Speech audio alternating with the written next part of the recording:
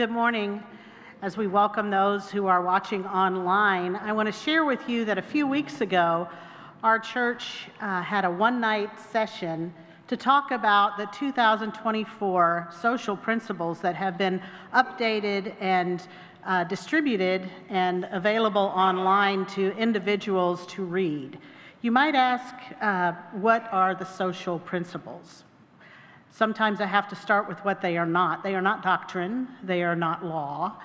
They are guidelines that are absorbed into different communities which we are called to care for and to be in community with.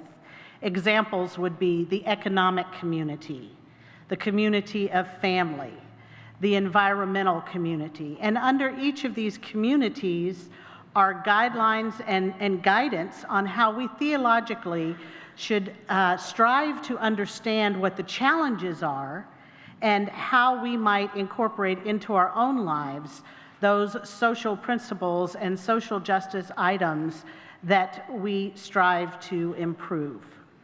And with the social principles, we are encouraged to reach out to neighbor, to help our neighbor in the most loving way we can, where we do no harm, we do good, and we stay in love with God and live by God's ordinances. Accompanying the social principles, the General Conference has for a long time, decades, had an accompaniment, a companion liturgy. There is a social creed that is included in there that talks through what we strive to believe and what we want to communicate through the social principles. We thought it was a good idea to work through and to share the words and the response of this responsive reading in the litany of our social creed. So as you remain seated, will you join with me in this litany?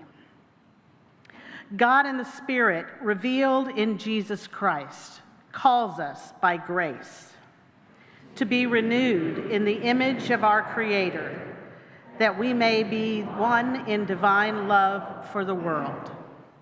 Today is the day God cares for the integrity of creation, wills the healing and wholeness of all life, weeps at the plunder of earth's goodness.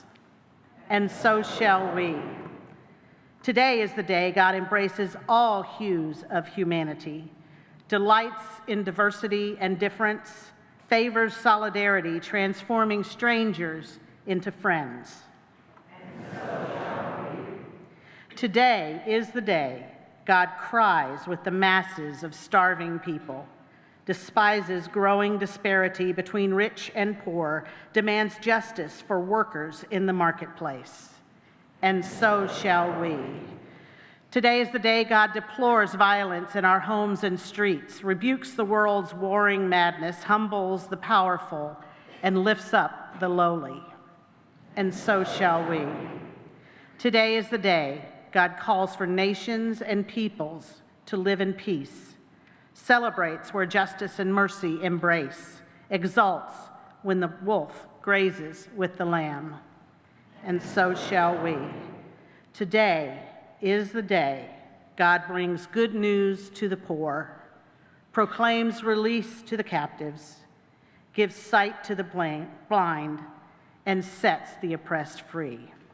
And so shall we. May it ever be so. Amen.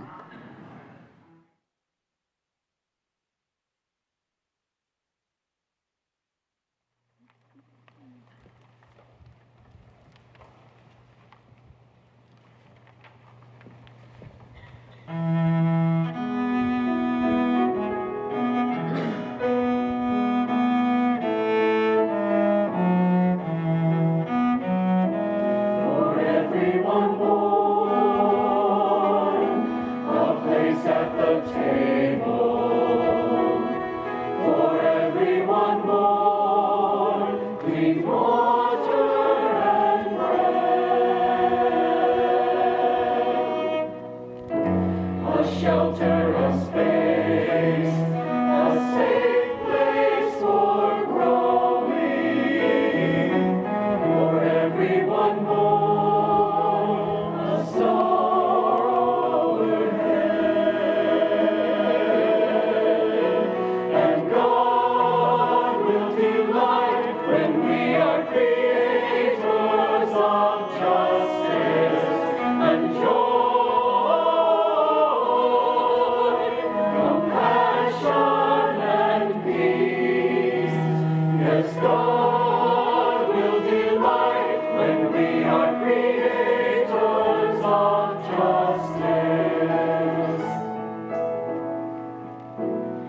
Justice and joy, weak and for strong, a place at the table, reversing the roles, he saved the shame.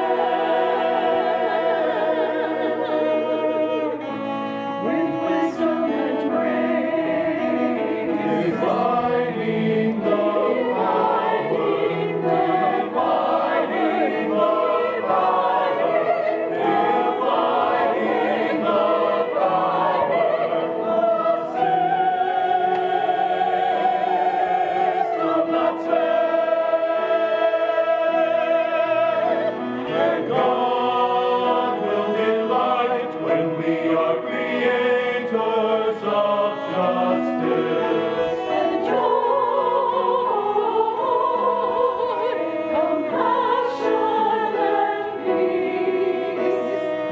God will delight when we are creators of justice.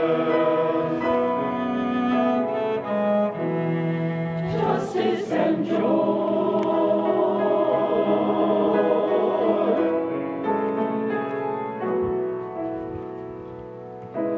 For young and for old,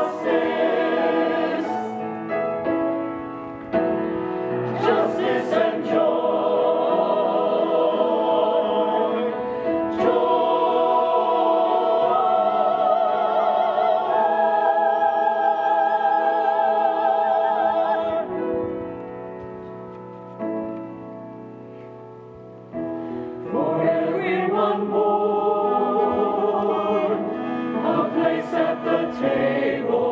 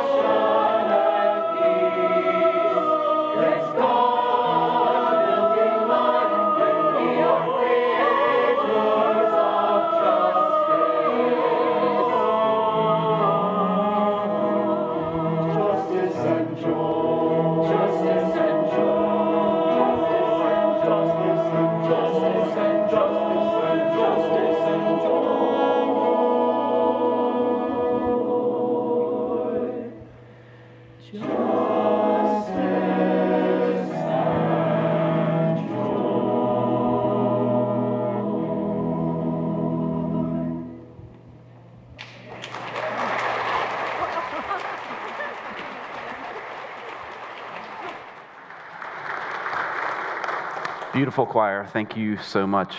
And to the God who delights when we are creators of justice and joy, when we make space for everyone at the table. It's beautiful. It's great to be with you today. We're kicking off a new series called Generous, how generosity helps Arapaho live into the calling that God has for us, as we heard from the kids teaching us today during children's time. Today's story goes right along with that because it's a story that's usually relegated to kids' Sunday school, but it carries with it a powerful message about opening our hands in gratitude and generosity and how that can transform our world and us, releasing love, life, liberation, healing everywhere we go. It's the story of Zacchaeus, which I finally learned how to spell this week. I think 2 C's, A-E, got it. I think that's the right way. This story has all of the elements of a good kid's lesson. It's got tree climbing in it.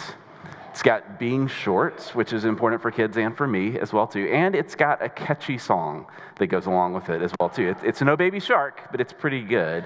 It goes like this. Zacchaeus was a wee little man was he. Yeah, you may have heard that before. That's basically what I learned from Zacchaeus, what the word "we" means, which was very important for me in my life. Because like when the doctor told me when I was a kid that I'd be about 40th percentile for height in my life, I said, I know you're a doctor, but actually the technical term is "we." I learned that from Sunday school here. Seriously, this isn't just a children's story, though it's important that we teach it there as well. That it's a vibrant, powerful, subversive invitation for all of us, we and not so we, to be a part of bringing goodness and healing to a world that desperately needs it by opening our hands and our hearts generously to help build an abundant future for everyone with seats at the table for all. And that generous spirit, wherever it goes, transforms the world, and it transforms us too. And we see that in the story of Zacchaeus. So we find this story in Luke chapter 19. Jesus and his gang are traveling through and passing through Jericho. And there, the story tells us, was this man named Zacchaeus, a chief tax collector. And if you'd heard this story in the ancient world, back then, when I said chief tax collector, you would have booed loudly and maybe even like thrown a sandal or something too. And you would have been justified because back then Palestine was occupied by the Roman Empire and they worked with local collaborators to collect taxes. And anything those tax collectors could gather above the actual tax rate, they could keep for themselves as profit. It was a system, as you can imagine, rife with corruption, exploitation, and oppression, so you would boo too. And Zacchaeus was the chief. He was managing the other tax collectors, taking a cut of their ill-gotten gains. He was like middle management of the system and worthy of a sandal or two. Zacchaeus wasn't just well off. He was well off because he benefited from an unjust and unfair system. And so, what in the world was it about Jesus that intrigued Zacchaeus? Because Jesus, you may have heard, had some strong words for those who exploited others, and particularly those who'd gotten rich off of that process. Yet Zacchaeus also knew that in Jesus' circle of friends was a former tax collector that Jesus loved and was kind to when everyone else was throwing shoes.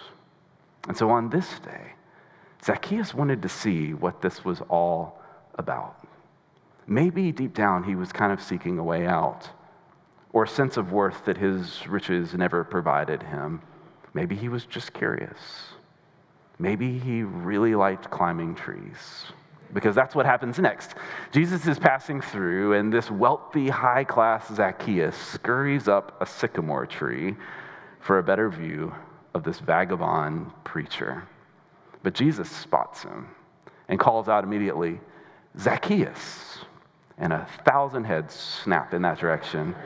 All eyes on Z in this moment.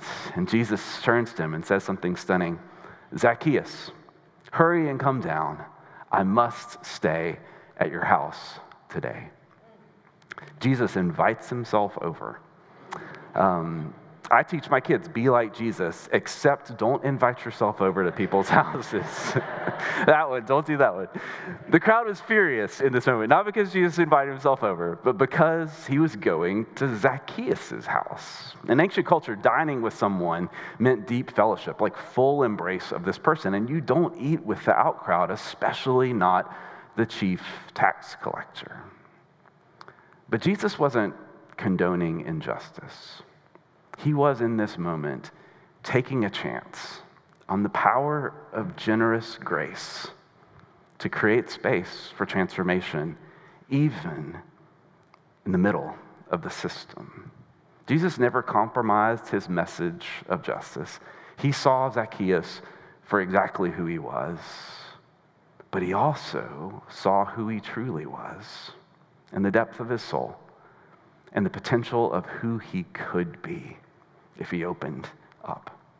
God's love extends to everyone.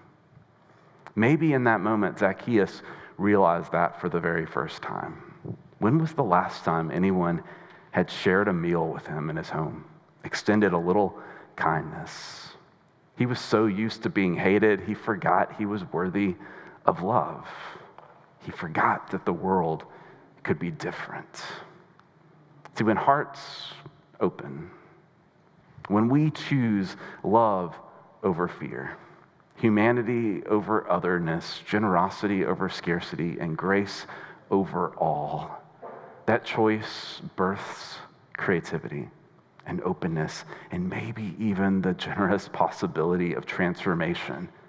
When everyone else had written Zacchaeus off, Jesus chose generous love, and it opened the door for something new.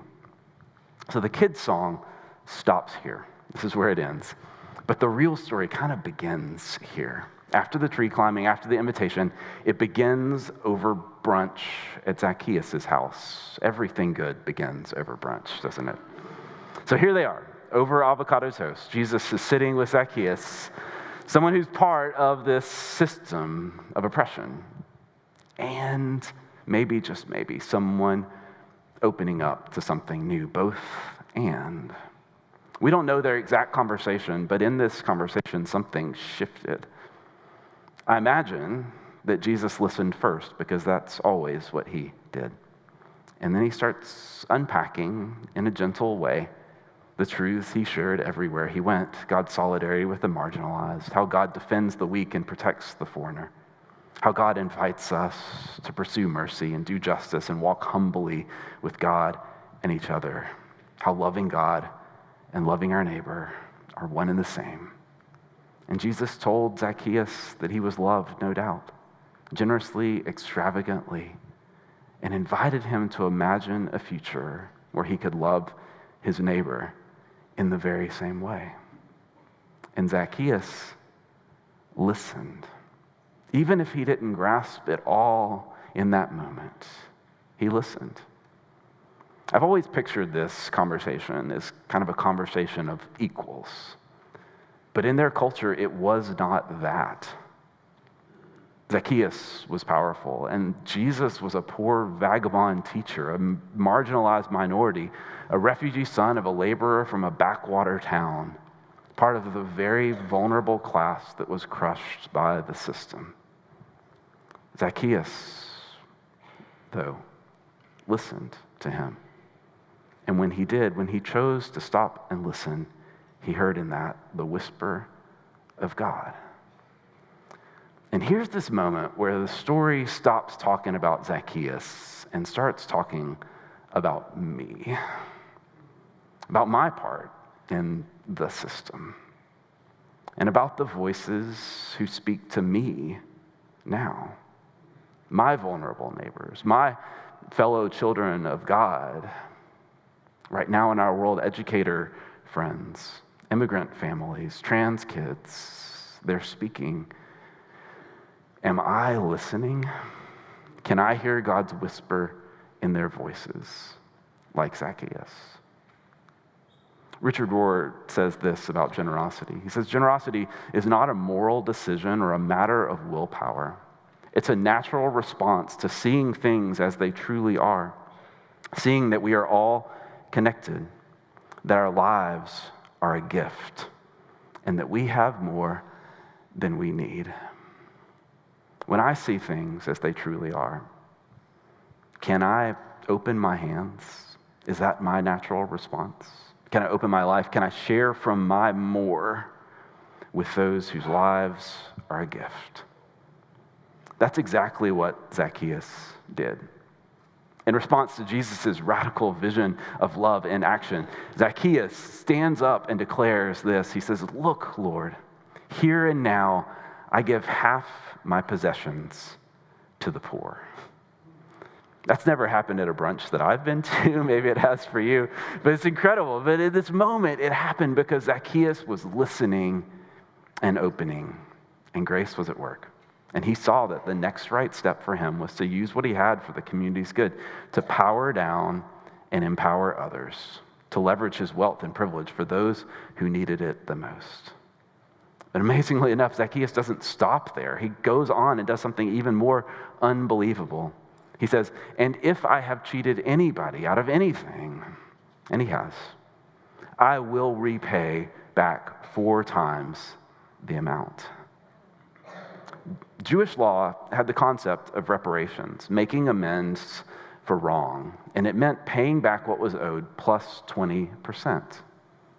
But Zacchaeus went way beyond, 4 times the amount, because he realized that it wasn't about legality, it was about generous love, about loving God and neighbor as yourself, about the radical generosity of grace that's extended to us and invites us to extend for each other.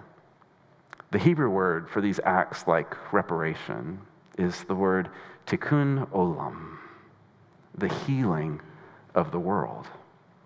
He wasn't just fulfilling a requirement. His generosity in this moment was taking part in healing relationships, healing community, healing injustice, repairing and reconciling. And so in whatever way he could, it was about being part of the healing of the world.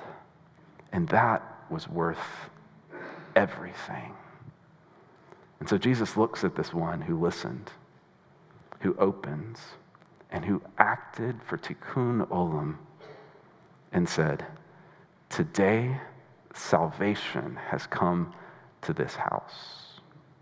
Soteria in Greek, salvation, means healing. On this day, when Zacchaeus opened his hands for the healing of the world, Jesus says, "My friend, healing has come to you." Isn't that how it goes? Isn't that how it goes for us? When in the face of our hurting world, our vulnerable neighbors, our fractured communities, when we stop to listen and rather than closing our hands in scarcity and fear, open up and find a way, whatever way it is, no matter how small it seems, to serve, to act, to support, to give. When we move from paralysis to participation in the healing of the world, it's not just that the world takes a step toward healing, it's us being healed as well. Diana Butler Bass says that gratitude and its outflow in generosity is inherently relational, connecting self and others and the world in a circle of grace, connecting us, reconnecting what's been broken in an interwoven circle of grace, of giving and receiving, of helping and healing, of grace upon grace, of saving grace that heals the world, and us included. Because of the system that Zacchaeus was a part of, he was so disconnected from his neighbors that the only place he could find refuge was high up in a tree. But God's grace-filled love brought him back down to earth, met him at the table, shifted his perspective to see things as they truly are, reawakened his soul, and invited him to a different way, reconnecting Zacchaeus with his neighbor and himself. And as he took part in healing the world, it healed him too. That's my own story in my life. My own generosity started very small, non-existent. Let's just say there were a lot of overdraft fees in my youthful life. Sometimes it was because there was not enough, but usually it was because I wanted a lot for myself. That's what money was for me. That's what my money was. It was for me. I wasn't a tax collector, but I was a part of this system. And the way I used money was for myself. And so my perspective, my worldview, my relationships with those around me was about as big as me. And I'm we, y'all. So that's not very big. But like many of you along the way, I began to listen to this story that Jesus invites us to. I began to listen to the voices of my neighbor, and I began to hear in that the whisper of God about how I could be a part of transforming not just my life, but our whole community. I saw it first in a church like this one that was using everything it had to do good in the world and for each other. And my perspective and the possibility that I can imagine grew a little bit through that. This church, Arapaho, I get to see it up close, and so do you. It's this powerful community of people who are sharing in the work of healing the world. Whether it's welcoming kids and youth and helping them know God's love with generous hearts that create space for young people to belong. When we welcome refugees, when we stand together with LGBTQ and ally siblings, with people of color and immigrants and native born, we're not just being inclusive, although that is something. We are participating in God's work of repair and restoration, of healing the world. Y'all, even our pumpkin patch is there to support mission and justice work, to be a part of healing the world and our community and beyond, one gourd at a time. And as a result, we are being healed as well. I am. I'm being healed through this. My faith in church is being healed through you, through us, through grace at work in us together. We often hear that, how often healing is what is experienced in this community, and it's true. We are not perfect, but it truly is because we try our best to listen and to respond and to work for the healing of each other and our world in all things, because we keep choosing to try to open our hands. Healing can be found in this house too. This next season together will call us to that work in new ways. As we grow and as the need in our world for a place like this grows, there will be the invitation to listen deeper, to love fuller, and to open our hands wider together. And I'm ready for that. I'm ready to grow with you. Because what I have learned about living generously is that it's not about giving until it hurts. It's about giving so that we can heal our world and ourselves.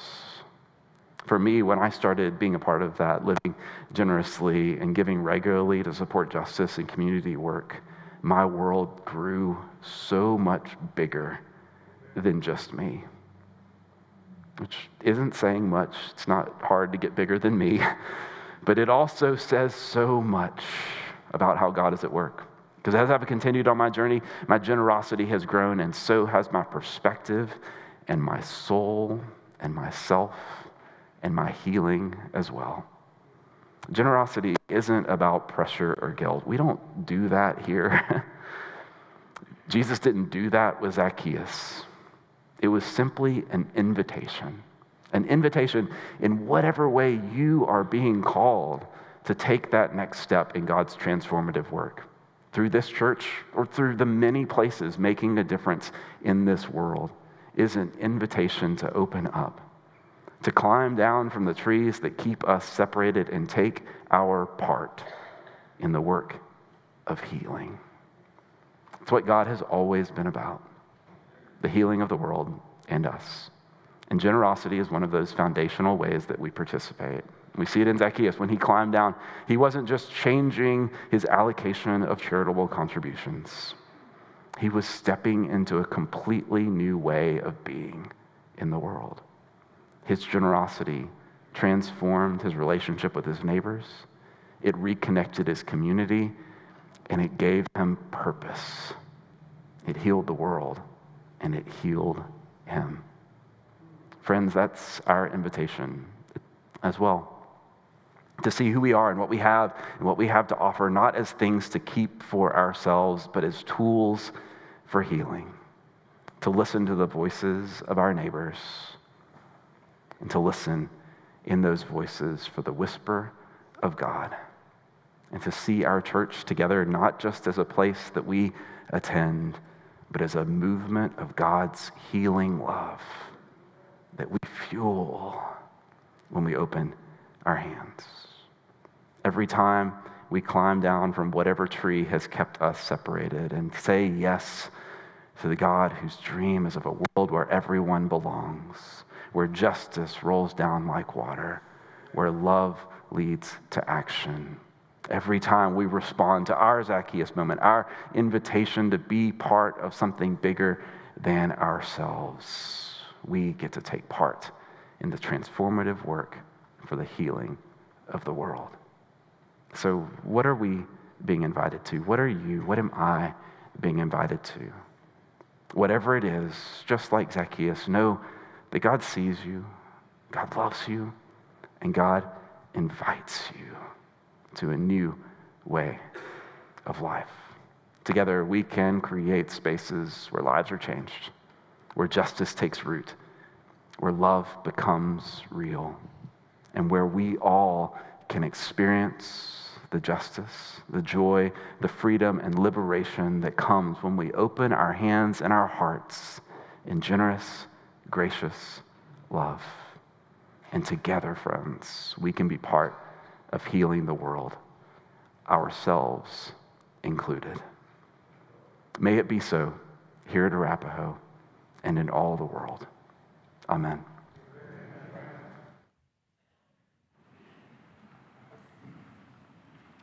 Will you pray with me? Loving God, we come to you with open hands, open hearts. We confess that often those hands are closed, our hearts are closed off, as we are fearful of the abundance of your love and grace. We're fearful that there's just not enough. Help us, God, to hear your word and your voice speaking to us as you did Zacchaeus, asking for an open and generous heart for the healing of the world. And we confess, God, we have these questions. How are we to do that, and where? We recognize that reconciling with your world helps you to heal this world as you work through us. Help us to understand that it's your salvation that helps to heal us.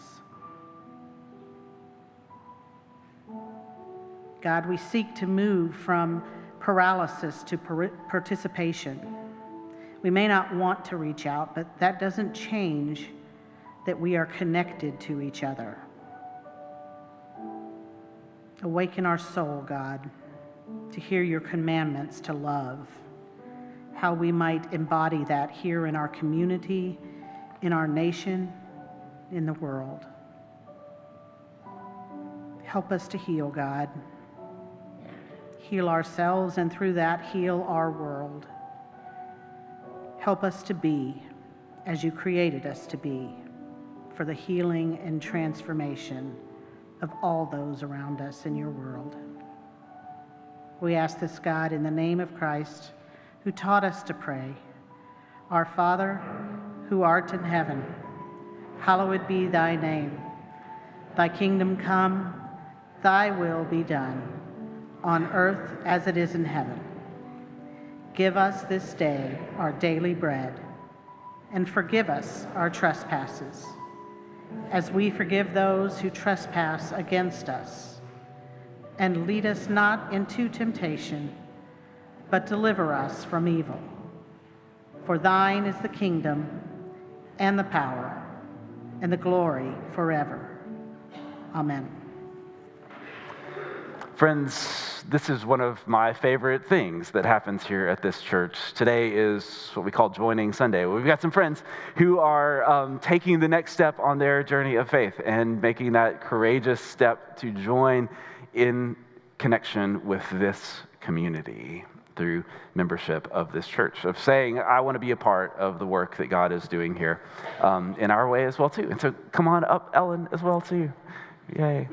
Yeah. Fantastic. And if anyone else wants to come, you're welcome as well, too. Even if fantastic. Lynn, you're coming as well. Yay. This is great.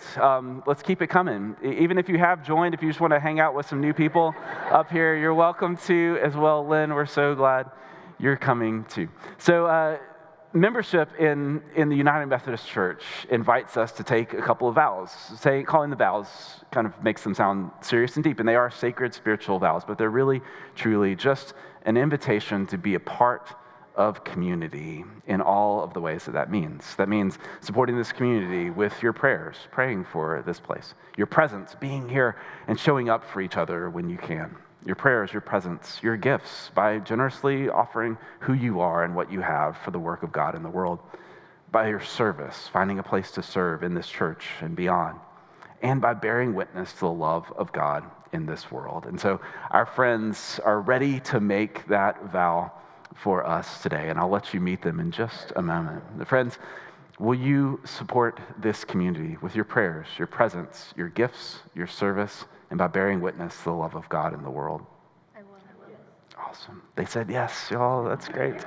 Fantastic. Awesome. Do we have a liturgy today for us to say in response to them as well? Okay, cool. Sorry, I forgot to add that to our script today. That's my fault. But I want to ask you, church, I'm just going to ask you, will you? Will you embrace these new friends who bring to us their image of God to make us more who we are? Will you embrace them on their journey to be a place of belonging, becoming, and where together we can build the world that God dreams for us all? Will you? Yes. Awesome. Yeah, they said yes as well. All right. I think that means we can go forward here together. And so I want you to meet this incredible group of folks. They're going to tell you their name and what they love about this place as well, too. Alex? Hi, everybody. I'm Alex Bradley. I'm a handy woman. And after I found out about this place, I kind of dived right in. So I'm in choir, and I'm on the building committee. And part of the reason I'm joining and part of why I love it here so much is because we get salvation through faith, but we're supposed to show that through our works. And I really love that this place, it's not an obligation. People do work in the community and for each other because they love each other, and you treat everyone as your neighbors and not just some people. So that's why I love being here. Thank you for having me.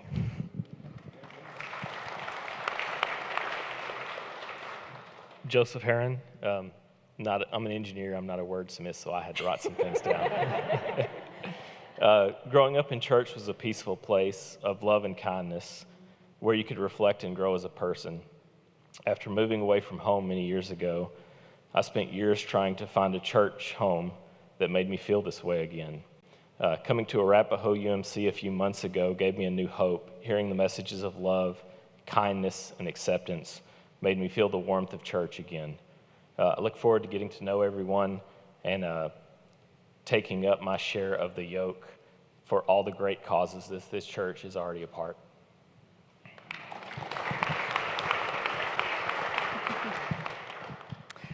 Hello, it's bright up here. Yeah, my name's Amber Heron, and as a nurse, I feel a strong passion to help and care for those in need, and with a focus in pediatrics, I also feel very strongly about protecting our children. including our very special LGBTQ population. And when I'm here at Arapaho, I feel a sense of that community and inclusivity. So thank you for that, and I look forward to getting to know you all.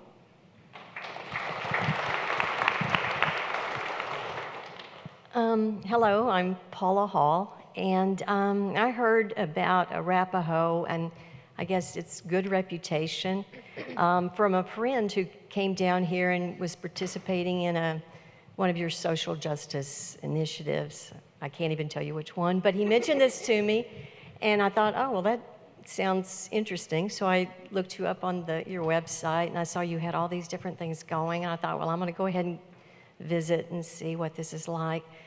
And I did, and everyone was very welcoming from the very first time I met.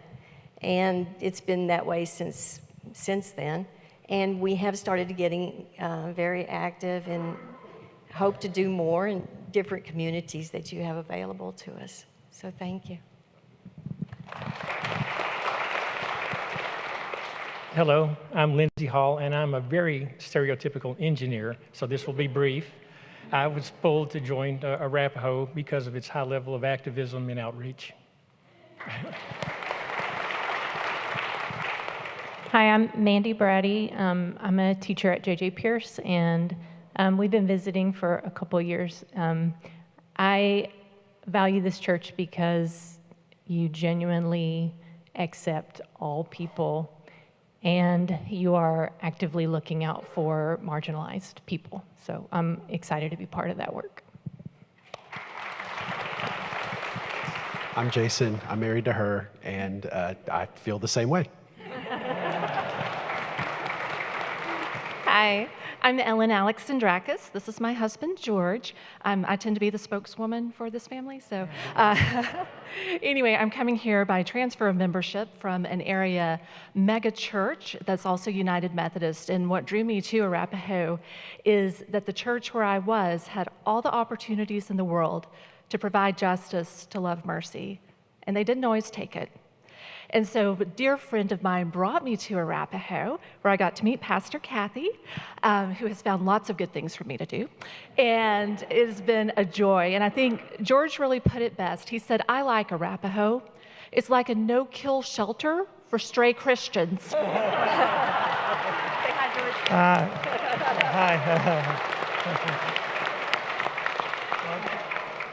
All right, so I'm George. I'm actually Greek Orthodox, but I'm here to support my wife in her journey, and we love coming to this church. Thank you.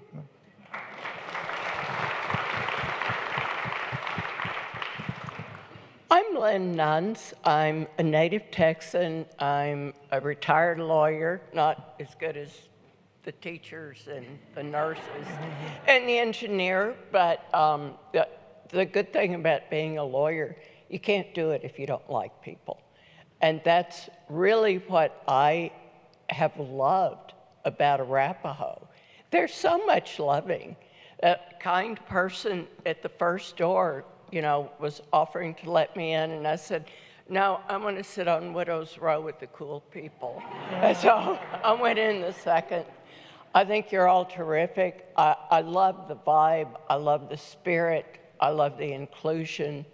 I love the stance on social justice, and for all of it, I love the music. Yeah, Terry, the music's great. So, I'm just looking forward to getting to know all of you and worshiping with you and being part of your community. Fantastic. Cool. Thank you. Friends, as you can see, this is an incredible group of people who are coming to be a part of us and to help make us even more who God is calling us to be. And so they'll be outside the sanctuary after the time here, and you can think about maybe adopting one of these for your own along the way too. But friends, Lynn and George and Ellen and Jason and Mandy and Lindsay and Paula and Amber and Joseph and Alex and Jonathan, we're We are so glad that you are part of this place. Thank you for believing and seeing what God is doing here and coming to be a part of it. We're so glad that you're here. Let's give them another round of applause. Cool. All right, thank you. Cool. Okay.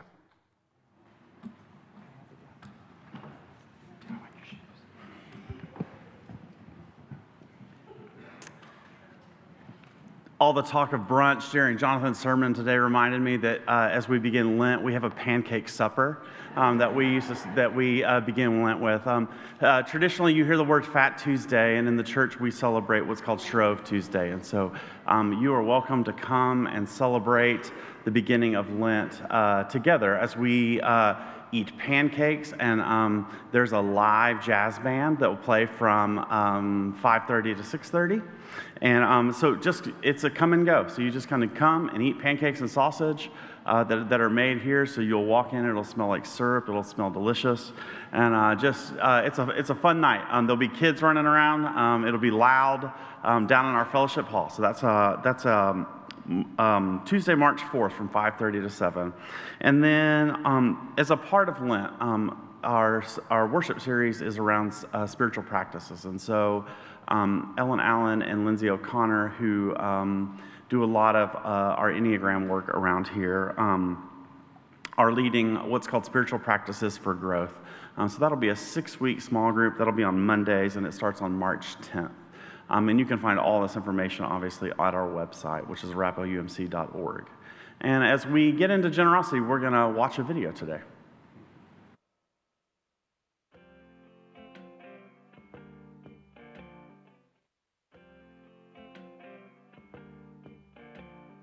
Hi, I'm Rick Miller.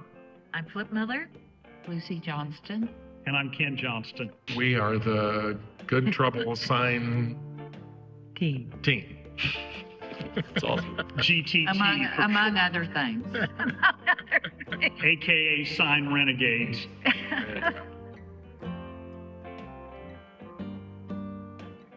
We moved here in 2018, and Rick had researched progressive churches, progressive Methodist churches, and we visited one. It wasn't for us, so we went out to lunch, and we live 1.5 miles that way. Our daughter lived 1.5 miles that way. I said, let's try Arapaho, and we came, and we never left. But we saw the sign. We saw the sign. Yes. Our daughter Jessica is a good trouble type person, and she knew I was interested in John Lewis biographically and as a sociologist, and so she found these hats online and thought we needed them. But there's more to that story, because she also was always hearing our stories about the sign team, and she knew that we were up to good trouble. Up to no good, yeah. Yeah, and it has a lot to do with that.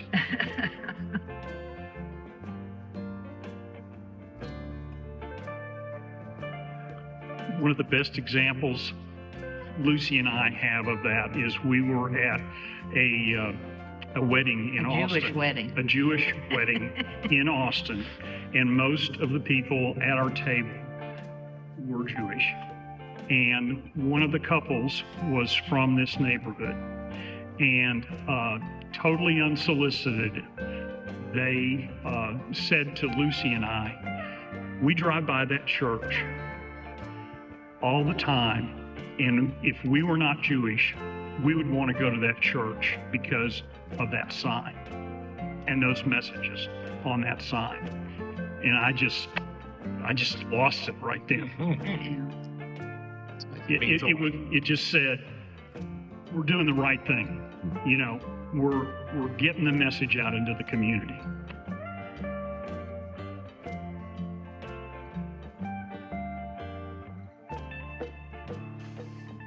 Well, I think Aaron sends us the request for a sign change, and it always elicits conversation between the four of us, even before we show up to make the change.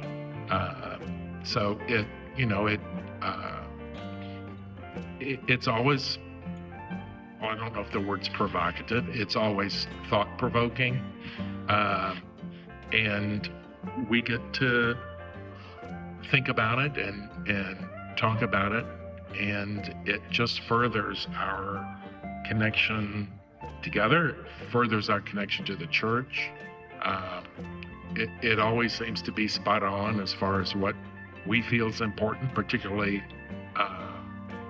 timely for what's going on in the world, and it just furthers our commitment and our connection to the church, I think.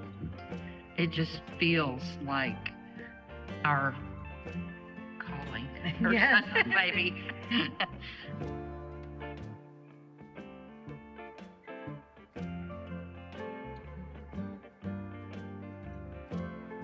There's so many different avenues that one can pursue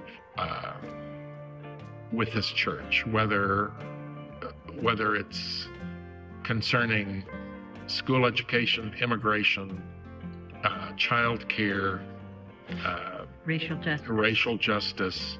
The list goes on and on and on, and you can plug in wherever your interest is and do as little or as lot or as much as you feel you can.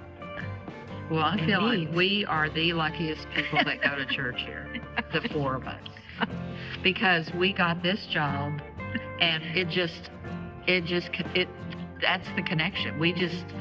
I told them that I will have this job until I'm dead, if allowed. It's such a great connection to the ground we walk on here. It's just, when you start meeting people that are new here, they're just, I know I was relieved when I got here to be here, and just so thankful that there was this place. And I want that for everybody that comes here. I want them to feel that way. And I think that's how we all operate when we're here, is we want whoever's here to feel welcome, and as welcome as we felt.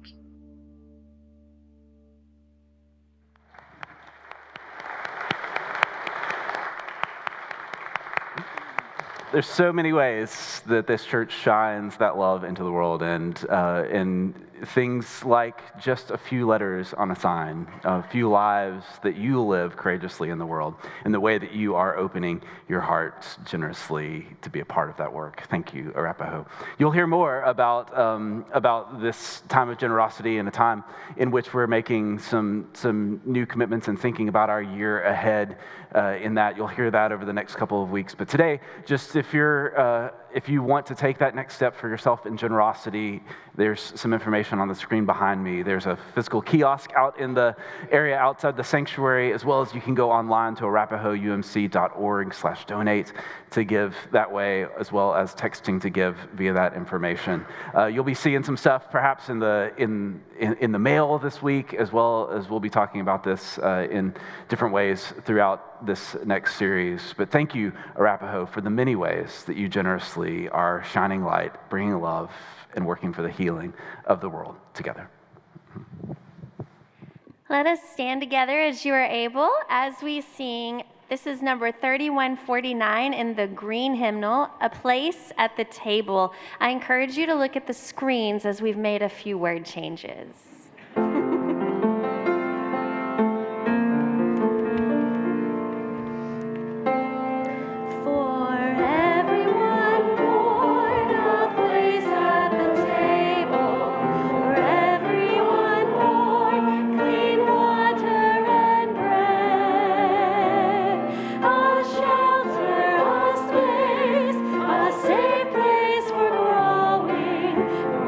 Everyone born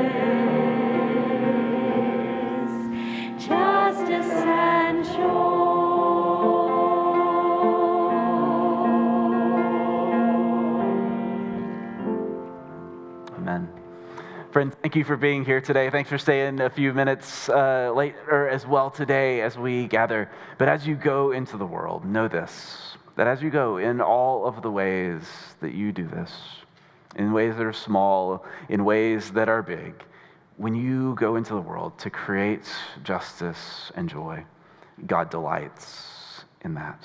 God is at work in that. And God's grace is before you and for you in that work. So may you go into the world and bear witness to the love of God so that the stranger you meet finds in you a generous friend. Go in grace, go in peace, and go in love always. Amen.